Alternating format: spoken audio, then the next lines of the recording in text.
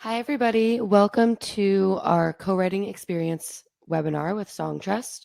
We're going to start off with some housekeeping. So I know a lot of you had already started using the chat box, but if you haven't seen it, it's on the right side of your screen. And you could use that to ask questions or interact with each other or us. And if you do have any questions that we don't get to at the Q&A and there are like specific situations, we'll reach out afterwards to get those sorted out. There will be a replay available after, as well as some resources that we'll be sharing throughout the webinar. And you'll receive that link in an email so that you could rewatch it anytime. Okay, so we are your hosts. I'm Noelle. I'm Lorenzo. And I'm Ben. We're all on the client acquisition team here. I focus more on inbound clients and people who come to us with questions, whereas Lorenzo and Ben kind of focus on outbound efforts. If you guys want to tell a little bit about yourselves too. Yeah, so I handle the outreach here. Actually, so does Ben. And we just do a lot of targeted outreach to people who might need publishing help on the admin side and kind of just targeted in that direction. Yeah. And we are both songwriters as well, and both Songtrust clients. Yeah. So this is a good topic for us to talk about for ourselves and for everyone out there who's a songwriter or working with songwriters. Okay, so for today's agenda, afterwards, we hope you'll have a better understanding of who and what a co-writer is, to know what a split sheet is and how to properly fill one out when you're working with multiple writers. You'll also be hearing some firsthand experiences from Lorenzo and Ben, and they'll discuss some special circumstances that you might face when you're co-writing with your collaborators. And you'll also understand how Songtrust can support you and your multiple writers to allow you all to access your global publishing royalties.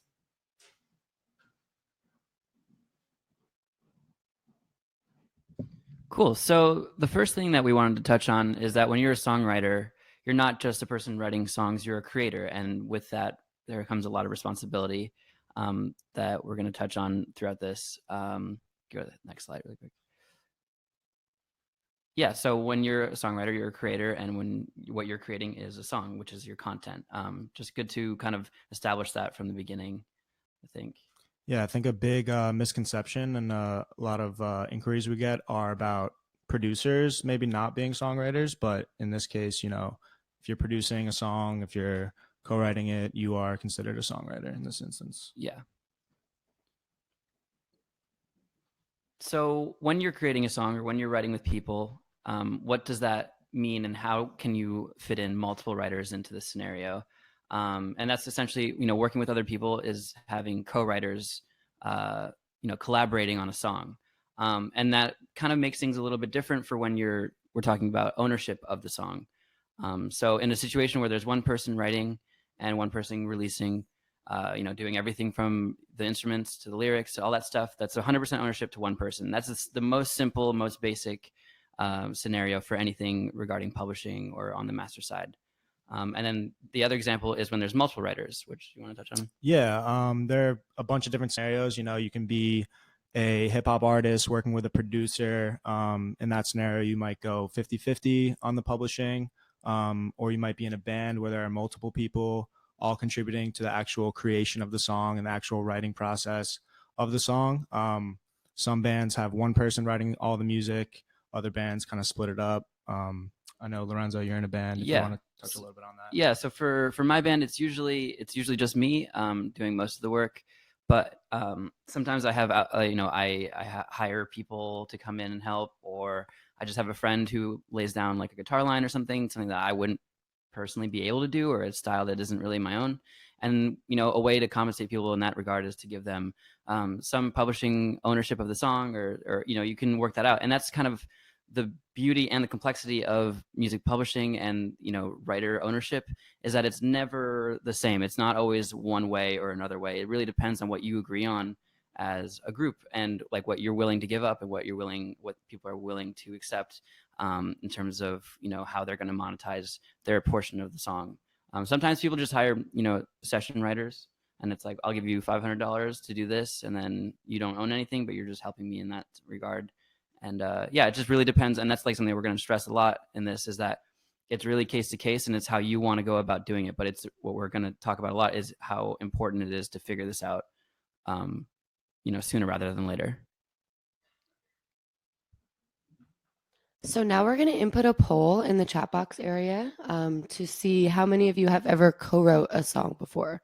So you could just interact with that, and we're going to keep going and talk about the benefits of co-writing. Yeah, so there's lots of benefits to co-writing, just like there's a lot of benefits to writing alone. It's kind of just a different way of approaching songwriting. So the first one is that, you're not alone in the room, which is kind of the main thing. So you can do a lot with this other person who's also working in music. There's a network that you can do there. There's feedback you can get from another person, just another set of ears on the song. It can really change a lot. I know that, like, in our experience, I'm sure that's like a thing that comes up a lot, is that you can hear something some way and hate it, and then someone comes around and they're like, actually, this is really cool, but if you add this, it'll be even better. It's just a good way to like approach songwriting and just have other ears on the song. Yeah, and I think a big point of emphasis is not underestimating what other people can contribute. You might have certain strong suits as a writer, as a producer, as a composer, and that's great. And you should, know what you're really good at, but you should also know what you're not good at, right? So, my personal experience, I know I'm good at lyrics and melodies, but I know that I can't produce, right? So, if I'm going to go into a session, I want to be working with somebody who can produce, so that we can create something that's significant and that we're going to go and release possibly. Yeah, and songs these days aren't just one person in a room with a piano or a guitar writing. It's just, there's a collaborative effort. If you look at like huge pop songs, or even just anything, it's usually like there's a cast of characters who are helping with different assets to make something great, and everyone's utilizing their strong suit to make something good. And that doesn't mean working alone is bad. I mean, a lot of people do work alone, and it's you're getting a pure, authentic version of one person's take on the music. But this is about co-writing, so we're not going to talk about writing alone. Yeah, so go to the next slide, I guess. Well, I just want to ask you guys to see if you've ever had any negative experiences with co-writing. I've been in bands with people who are hard to work with, which makes things harder. And that's kind of a typical scenario, and it's the end of a lot of bands and a lot of partnerships in music. But if you can work through that, it's if someone's strong-willed, it's not necessarily a bad thing. It's just you have to learn to work together, and that's that's a big part of it. Can't say that I've had any bad experiences co-writing with other people. I try to be kind of particular with who I'm going to go into a session with, kind of maybe try to have a personal connection, or know them through a mutual friend. I'd say the worst thing that can really happen is that nothing significant gets done and you don't end up releasing anything. Yeah. But it's still good to get in a room with somebody, get out of your comfort zone, flush out ideas, and just network with other people. Yeah, and stay honest and voice your opinion. If you don't like something, you should say why. And if someone, just keep the dialogue open, because if you start working on something you're not happy with, it's probably not going to change for the better. And it's better just to see if you're on the same page. And that's like kind of rule number one, I would say. And another thing, you can just learn so much from other people, going back to what I was saying earlier. Every time I'm in a session with a producer, I'm picking up on little things, little tips in Logic or in Pro Tools, or just producing in general. You really just can, piggyback off other people in the room and learn, their strong suits and pick up on things. Yeah, and also we didn't really touch on the fan base thing, but having two people on a song, or a feature for somebody else, you're expanding your music that might not be heard by their fan base, and you're just exchanging fan bases, which is like an amazing thing now with Spotify, and you can kind of just appear on their Spotify, and you're getting your crossing fans, which is a great way to grow. So now we're going to touch on what co-writing is in the Songtrust world. So if you have a Songtrust account or you're a client, you might be familiar with this term outside writer. And this is known as your collaborators that you're not collecting on behalf of. So we just want to stress that in your Songtrust account, if you do have one or you plan on becoming a client, that you add your collaborators as outside writers so that you can tell us how much percentage of the song they own and they will be registered correctly, but that doesn't mean that you will be collecting for their ownership. Yeah, there's I mean it's just important to know that like if you have 50% of a song with somebody and they have a publishing deal or they're not interested in working with us or for whatever reason they're just not interested in publishing yet, you can still add, we can still collect your 50% and you just need to add them as an outside writer to make sure that the song, all the details are the same and we're getting 100% for everything, but we're just going to collect on your percentage. It's just important to have that information and know that you don't need to pay for another songwriter if they're not signing up for Songtrust. You can add them without, them being a part of Songtrust. Yeah, and this is a little bit about how to organize co-writing sessions and just staying, vigilant about the idea that this is a complicated thing, and if you're approaching songwriting and publishing and splits and all this stuff, the smart way right off the bat, you're not going to have troubles down the line, which is very common and far too common. We see it, all the time here at Songtrust. People just having issues with, I don't know, I didn't talk to this producer. I don't know if he owns part of the song. I sang on this song, so I don't know if I have writing credit. I wrote this, and they're asking us for help, but we can't really help people in that scenario. So this is kind of the tips to stay on top of it yourself, and before the song is even released, just know exactly what you're owed and what percentage you own. Yeah, do you want to? Yeah, I mean, personally, I just keep a Google sheet, on my laptop anytime I'm going into a session or coming out with a finished product, whether it's going to be released or not. I try to just, write down the song that we made, who collaborated on it, what the potential splits would be. You can even kind of get ahead of the curve, maybe try to find out what PRO your collaborator is with, even get their IPI, just knowing that you might potentially be registering the song going forward. So I think just, keeping yourself organized, getting as much info as possible and keeping that in one place is just, good practice. Yeah, and just like you'd be opening up like a Logic file or whatever to start your song, I mean, it's important to have all the information that the two writers of anyone who's, going to be working on the song, to have all that information in a Google Sheet or Word document and just have it all ready. We also will provide split sheets, which I think we're going to throw in the chat box right now, which you can download, which is a really handy way, and it's how we recommend at Songtrust that people stay on top of this stuff. And it's just a way of staying organized in terms of, what, it's just a kind of a document that will say who has what percentage of the song, the writer information, and it'll just all be there, and you can use that as like a template for any, future songs or any albums you're writing with other people. Yeah, and here's kind of the importance of it. It's kind of just an agreement between the different writers on the song, and you can kind of just establish on this very legit looking document about the information instead of a Google Doc, which is also good just to have that information. But if you have the split sheet, it's perfect, and it's exactly what we need to as a publisher to see. I think it's also good, if you're doing a session and you guys, write a song, record it, and it might not ever come out, it's still good to fill out a split sheet because, you can lose track very easily if you're writing a lot of songs. You may be collaborating with people that lost their phone number, lost their email. You might not be able to get in touch with them again.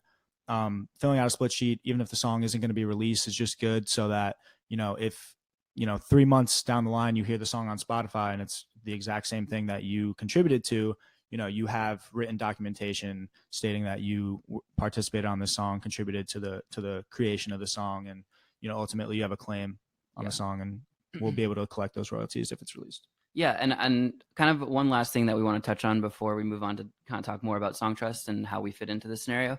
Not to scare everyone, but if you don't do this right, and if there's errors in your registration, let it be like you didn't include your middle name, or the songs are misspelled, or you have different versions of it. Not having this information correct is actually really, really complicated. It makes things a lot harder to collect. And your money, even if you think you're registered correctly, if there's an error somewhere in there, it'll go to a thing called the money that it's being generated that doesn't know where to go is being placed in a thing called the black box. And these PROs and these societies will hold on to that money until it is properly registered. And if it's not ever collected, it gets redistributed to top earning artists. So if you write a song and you get, say there's $100 out there for you, but you haven't collected it yet, that $100 will probably be redistributed to Drake or Ariana Grande. Yeah, anyone who doesn't really deserve your money, but because you didn't do this process right from the get-go, they're going to get your money because they have teams of people doing it right for them. So it's just really important, and that's why we want to stress this so much about how important it is to get all this information correct and have every party aware of all the steps that they need to do to make this right, and just so that there's no error from the beginning. Because if there's a problem on day one, when the first payout's supposed to come and you don't get it, you're going to be upset, and it's just better not to be upset. And also, just for these questions that are coming in, I think we're going to do a Q&A at the end, so we'll answer a lot of these. Yeah. Real quick, also, I can say, from personal experience, having written songs that were released on streaming platforms in 2013, 2014, 2015, I was not properly registered. I was not a member of Songtrust yet. I didn't become one until, about a year ago. And for certain, some of the royalties that, should have been mine were definitely black box just because I wasn't, properly registered at the right time. So yeah. And it's complicated. I mean, a lot of people, myself included, thought that just being with ASCAP and having a publisher account and a writer account was enough for me to just be collecting, what was out there for me. And it wasn't until I started working here that I realized that I was completely wrong. So there's a lot of education on this topic. And that's why these webinars are important. And it's good to, open up the conversation a little bit about all this stuff. Cool. So now we're going to talk about some special circumstances that happen in terms of like co-writing and split sheets, because we know it's not always clear cut. 4 people in a room, 25% each. So something that I want to touch on is co-writing with somebody who their music is going to be released on a major label, and how the splits would differ with that, and even on like the master recording side. Yeah. If you're working with anybody who's going to be releasing music on a major label, the odds are that that label owns the master recording outright. So you're most likely not going to be able to have any claim on the master. So it's really important that, you're recognized by claiming your publishing and making sure, the split sheets are filled out. You have the splits correct, so that you can collect on your, 10, 20, 30% of the publishing of that song that's being released. And a lot of it is just knowing your worth. I mean, don't give up your publishing because someone says that they don't really need you, because if they're asking you to be in the room in the first place. And this is more of like, top level people. They get away with a lot of just taking people's publishing rights just because they're big. But if you are providing value to a song and it's important, just know that you have the right to ask for these things, and it's important to know that. Yeah. A scenario I often come across is, hip hop producers sending beats to, hip hop artists or rappers, and then the artist having their personal right hand producer kind of recreate that beat. Mm-hmm. And then they try to, lower your percentage of the publishing. And, I think that's something that you really got to stick up for yourself, and let it be known that, hey, I contributed this. I think that this is fair. The fact that you brought in another producer, way after the fact, I don't think that's cool. Maybe we can work out new splits. That's just something that I see a lot. Yeah. Yeah. And on the topic of producers, I think what happens a lot is producers will sign work for hire agreements. So I definitely want to talk about that, and if a work for hire agreement allows you a share of the publishing or not. Yeah, I mean, that really depends on the contract that you're signing for that. And I mean, a lot of this goes back to like what you're agreeing to with the other writers or the company you're working with. If their agreement is that, they're paying you a certain amount of money and they own every aspect of the song that you're creating, that's the deal, and you can't claim anything on that. That's just the nature of it. But if you're in a deal where they aren't talking about that sort of thing and you can claim your writer credit on it, then by all means you should register it with Songtrust and make sure that you're monetizing it right. But yeah, there's a lot of scenarios like that come up where people are doing songs for companies and that song gets used in a commercial or something, and then they're wondering where their money is, and then it turns out that they never, when they got paid the $1,000 to write the song or whatever, that was what they were getting. That's all they were going to get. So it's important to know that, just so that people understand that it's complicated and it's really dependent on a case-to-case basis. I think another example that we wanted to touch on is like the scenario with covers. You can't collect publishing on covers, and that's another question that comes up a lot. And yeah, you do not own the writing credit or the publishing for that song. It's whoever you're covering owns that. Just good to get that out of the way and make sure that people are aware of that. Totally. Yeah. But they can collect the master recording royalties for that, Yes. right? Indeed. Yeah. But we're talking about publishing here, so that just to be clear, you can't make any money on that. But on the master side, yeah, you can definitely put it up on Spotify and collect your royalties in that regard. So what is the difference between a sample and an interpolation? Good pronunciation. You want to touch on that? Yeah. So a sample is essentially when a new work is being created and it is including a master recording, like a separate master recording. So a lot of hip hop producers will sample, old jazz music or, electronic music or whatever. And essentially what they're doing is they're using the physical master recording in that new work. Um, do you want to touch on interpolations? Yeah, I mean, interpolations are when someone, you're not using the same recording, you're not sampling a song, you're just recreating it, which is a totally different scenario. This is a little bit more Ben's world in the hip hop and pop world than mine. But yeah, it's these kind of scenarios come up all the time, and it's just important to know like what you can and can't do with them, and collect on.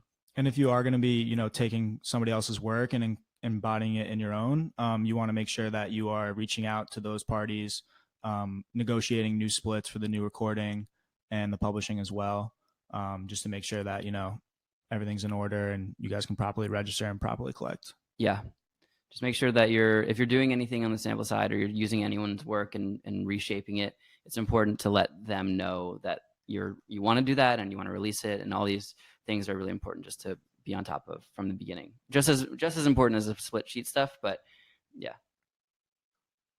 Sweet.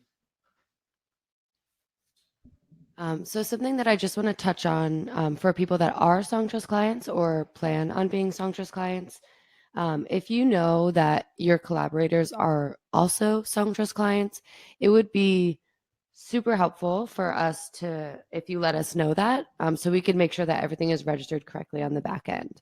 So that's just a little note to maybe think about if any of the songs you've registered with Songtrust have co-writers that are also with Songtrust, and you just want to shoot us a chat in the chat box. That would be cool.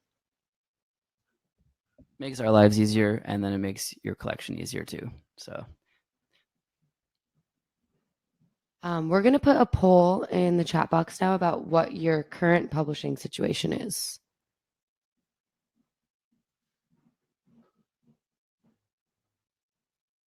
and we're going to get to a lot of these questions after we kind of run through the Songtrust stuff, so just sit tight. We see them. I'd also be curious to know what kind of music people are making out there. If you guys want to throw that in the chat box as well, genres and different styles. Cool. So now we're going to get into who Songtrust is and how we fit into this puzzle of collecting your royalties for, all the songs that you're co-writing on and anything that you own a portion of the publishing to. So we are a global publishing administrator. And we actually just upped these numbers to 170,000 songwriters, 20,000 music publishers, and 1.6 million copyrights that are currently in our system. And that went up from, I believe, like 6 months ago. So we're growing really quick. As publishing is, in the press more and getting a bit more attention, people are a little bit like less scared of the topic of publishing and more willing to learn about it and come to these webinars and then eventually join so they can make sure that they're collecting their publishing.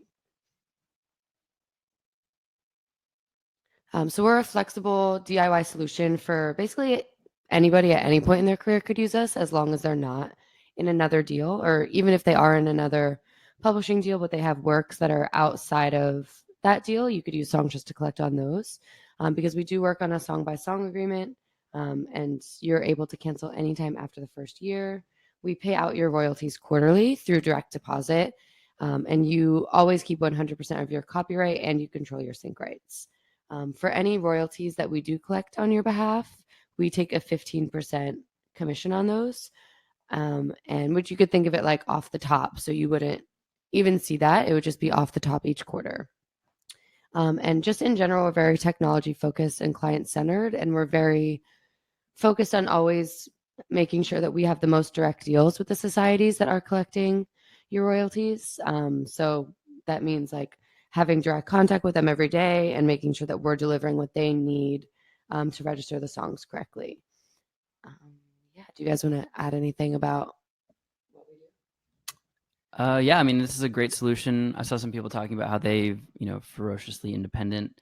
This is a great way to stay on top of your publishing and make sure you're maximizing your collection on the admin side without giving up any of your rights to your music. And we can help you collect on publishing. So it's which is a really big chunk of your money these days. If you're probably making money from Spotify and Apple Music and all that stuff through your distributor or your label, but there's a whole other side of things that is traditionally been really complicated to get unless you were signed to a publishing deal. And we're a solution to collecting that money on the admin side without signing away any of your rights and remaining independent. And if you're getting a lot of times people get publishing mixed up with licensing and stuff and getting your music in commercials and TV. And we don't really handle that side, but you retain all the rights to do that on your own without us taking a percentage. So yeah, I mean, personally, Ben and I both use Songtrust. Not just because we work here, but because it actually is a really good solution. Yeah, so I actually became a client before I started working here. Before I became a client, I was really under the impression that what I was collecting from BMI, my PRO, was publishing, right? I thought, oh, a couple $100 here and there every quarter, that's what's owed to me and that's what I'm getting, right? But it wasn't until I became a client here and started working here that I really learned that that's just one small portion of the total royalties that are out there. And then once I did become a client and started collecting, it really opened my eyes as to how much extra money is actually sitting out there, both, retroactively and going forward. I know every time I put a song out, I register it accurately with the splits at 100%. And, I have that faith knowing that it's going to be registered around the world and I'm going to collect basically every possible royalty out there. Yeah, I mean, that was the big thing for me too. I did my ASCAP, I think, in 2015, which was late because I'd already put out a lot of records. And I didn't see any money for years. And I was checking with people. I was like, do you think I did this right? Like, did I put the songs in? Am I missing something? Because I knew I was getting, the music was being played. It was on radio and stuff like that. And I was, trying to figure out what was going on. And then it wasn't until I came to Songtrust that I actually figured out that all the holes that I was wondering about, like how am I collecting internationally? What about, Spotify? All these questions and mechanical royalties, all these questions that I had, there was a solution for it. And that's like the reason that I'm comfortable like selling this to people and telling them about it is that it really did, the first paycheck that I got from Songtrust was like, because I think at that point, years later, I'd only gotten like $12 from ASCAP. And you were probably only collecting your writer share as well, right? I had a publisher account, but I don't think it had made any money because, I mean, another thing to understand is that publishing as a whole is super complicated, very hard to monitor. There's errors everywhere. I mean, but it's the only system we have. So I probably was in some mistake category and for whatever reason, and maybe because my middle name is weird or something, so I made $12 up to that point after like 2 years of being on ASCAP, and then the first 6 months, maybe 9 months of being at Songtrust, I made a couple $100, which was huge, and like that's the kind of money that can change someone from being like a barista half the time and a musician the other half to being a full-time musician touring and afford to like live somewhere. So yeah, publishing is really important, and that's kind of why we're all here talking about it and we believe in it. So, and if I'm not mistaken, we're paying out either today or tomorrow. It's the end of a quarter. I would assume that people are getting paid within the next few days. I guess tomorrow. So definitely it's an exciting forward. If you've been with Songtrust, hopefully you'll get to see some money tomorrow. But if you haven't signed up yet, this is a good time to do it because next quarter you might be getting some money. Yeah, and on that note, I just want to talk about the one-time registration fee, which is $100, which is just for your initial sign up.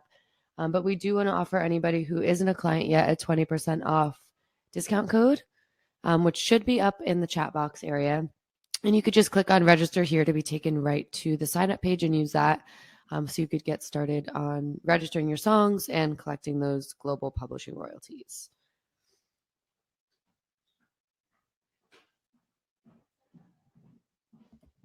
Cool. So I think we're gonna do open up the Q&A now and just kind of run through some of the questions that we were seeing in the chat box, just to make sure that everything is accounted for that we can do. How much time do we have? We have good amount of time. Okay, cool. Okay, so first question, how do all co-writers collect their royalties via Songtrust? So there are a few ways you can do that. It depends on your situation. If you're in a band, for example, and you all have even splits or whatever the splits are, you can make one account for the band, add all the songwriters onto that account, and then just individually add each song with the proper splits for each one. And then you'll get when there's payments that come in, you'll get accounting information to know which writers are earning what from that lump sum, and then you can kind of divide it up that way. Other ways are you can have multiple accounts if you are, if you're a writer and you have a friend who's a writer, but he wants his own account or they want their own account. You can split it up. Just make sure that when you do that, you notify us in the chat box on the account that the other person isn't an outside writer and they have a Songtrust account. Just it makes some of the processing on our end a lot easier, and it'll just make things easier for everybody. So there's multiple ways. It's easy to add multiple songwriters, and if you don't want to add songwriters, you can add outside writers, like we had said. If you just want to collect for yourself and nobody else, just make sure that you add them as outside writers, which is free. It's just so that the songs are reaching 100% on our end, so we know that if for one day one of the other writers decides to join Songtrust, or that all the information on the PROs is correct, just so everything's the same everywhere. It's important to have that information, because otherwise, like we were saying, it's like opening it up for errors on the publishing end. So if you don't want to collect for your co-writers, we actually have a refer a friend program in your account where you just go to menu and click on refer a friend. And if your collaborators or whoever you're referring signs up with that link, they'll get 10% off of their registration fee, and you will get $10 in your Songtrust account. So that's a way to kind of entice your co-writers to collect their publishing too, if they don't really understand the severity of what it's like when you're not collecting on it. So that's just another good point. I see another question about an IPI number. I think we'd mentioned that without saying what that was, but an IPI is a unique code for you as a writer, and everyone will have one. Every publisher and every writer has a unique code. So when you sign up with Songtrust, you put that code into our system, and you can get it from your PRO. And if you're not with a PRO, you can sign up with a PRO through Songtrust, and then they'll give you one. It's just a unique identification code that'll and that's really important because a lot of people around the world share the same name, right? So if you don't have the IPI of the correct person, that those royalties could be allocated to a different person, right? If I don't know how many Lorenzo Cooks there are in the world, but yeah, totally. So it's really good just to get all that info, register things accurately, and royalties will be paid out accordingly. Okay, so what are the pros and cons of using work for hires? That's a great question. I'd say, you kind of have to weigh, okay, I can get $500 now, I can get $1,000 now. A lot of times, as a producer, as a co-writer, you might think you might not make that much in royalties, right? So maybe it's good to take the check. But at the end of the day, I think ownership is really key. You really just never know when this song could, blow up 6 months, a year from now, or it could land a sync and end up in an Apple commercial or a Nike commercial, right? If you took that $500 at the time, it might have been, a lot of money, but then that song was then used in a commercial down the line for, $10,000, $20,000. And if you had 50% of that, that's, maybe $5,000 or $10,000, which is a lot more than the $500 you took for the work for hire. So I think ownership is pretty key for sure. Yeah, and I think just staying on top of, and just being smart about your business. If you know the song that you're working on for somebody is bad or isn't going to do anything, or it's just for their YouTube channel or something silly like that, like, yeah, take the money. But if it's something that you think that you actually care about and you think is going to do well, just try to negotiate and see if they're willing to open up and giving you a percentage of the publishing. It's always good to negotiate these sort of things and be aware of all of that. But yeah, I mean, some people make really good money from work for hire. It's like a very big profession in music. So Okay, so when a split sheet is completed, should it be based on a 50% or a 100% scale? 100%. Yeah, you always want it to be at 100%. You don't want to leave. Also, you can't register your songs through us if it doesn't reach 100%. So it has to be on the 100% scale. I saw a question. What was it about mechanicals? If I join Songtrust, how do I collect my mechanical royalties? That's a great question, and it's like a big part of publishing, and it's a big part of what we do here. the only way you can do it is if you add yourself as a writer first, add your songs, and then you add the recordings. And we actually have like a Spotify window that'll pop up, and you can literally just click a check mark next to the song that's yours. It'll match the ISRC code, which is the recording code, with the ISWC, which is your publishing code. And when those two are paired, we send that information over to HFA and all the other mechanical societies, and then we can collect mechanicals, which is a really big part of publishing nowadays with streaming, and really important to do that if you have a Songtrust account. And if you haven't done it yet, you should definitely do it.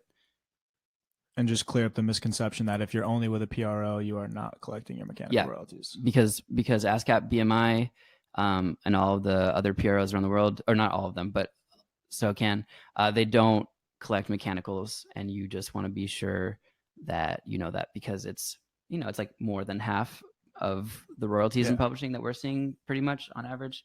So it's just important to know that.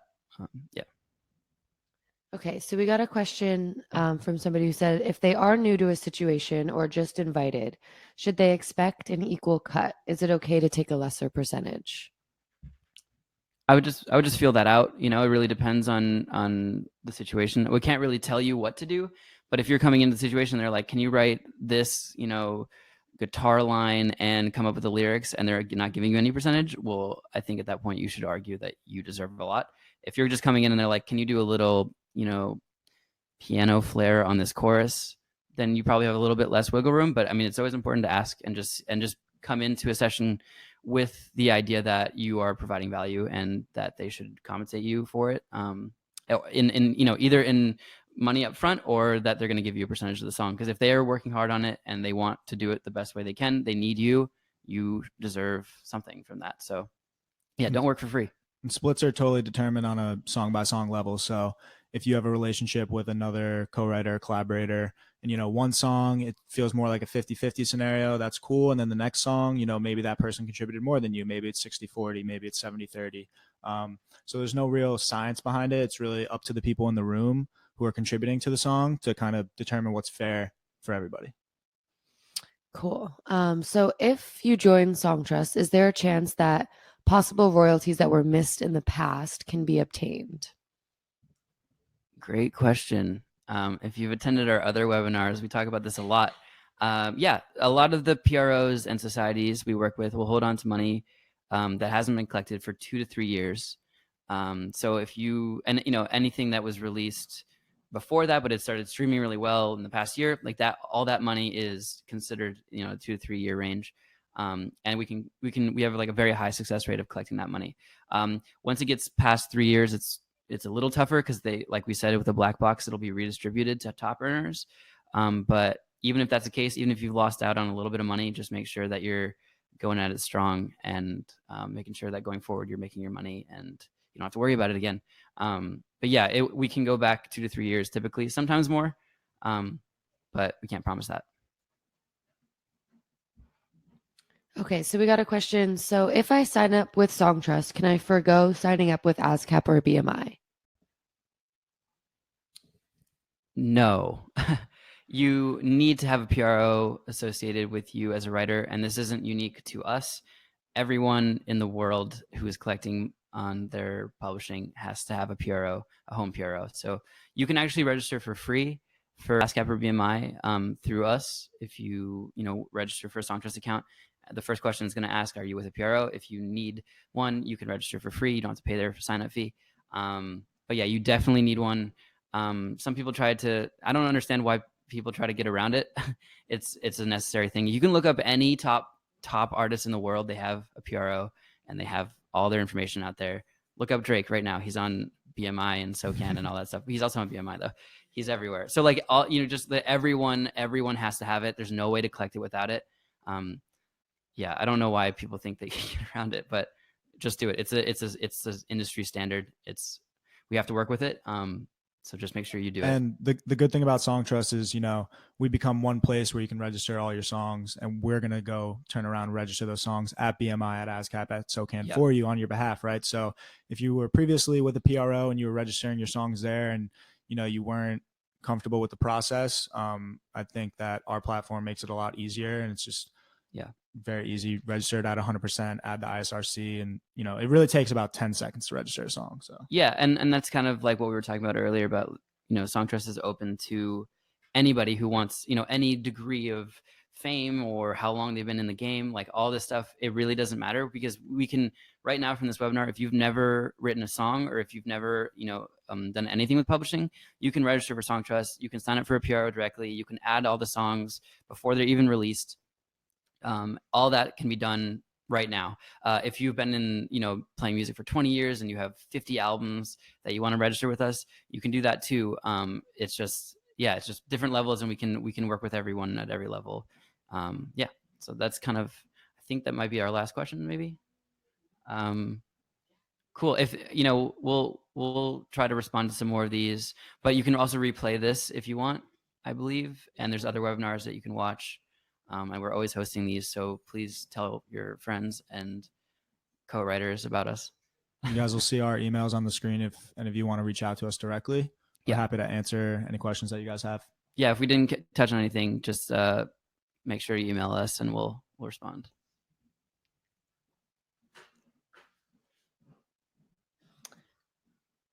Okay, so we just want to thank everybody for joining, and just some ending housekeeping. You will receive an email afterwards to rewatch the session. So look out for that if you want to rewatch it, or forward that to any of your friends who you think could benefit from watching this webinar. And we will also be asking you to give us feedback on how we did. And this really helps us plan for our next webinar and kind of evaluate how we did and make sure that we're actually giving you guys the information that you want. So please fill out that quick survey that you'll receive in the email. And don't forget to follow us on socials at Songtrust, subscribe for our newsletter, and reach out with any additional questions to these emails.